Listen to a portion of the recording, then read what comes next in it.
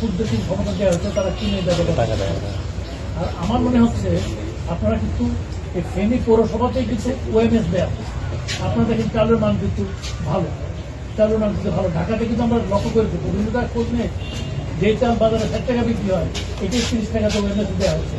সেই চালে 15 টাকা পাবে খাদ্য বাজার কর্মসূচিতে, তারা দরিদ্র মানুষ তারা পাবে।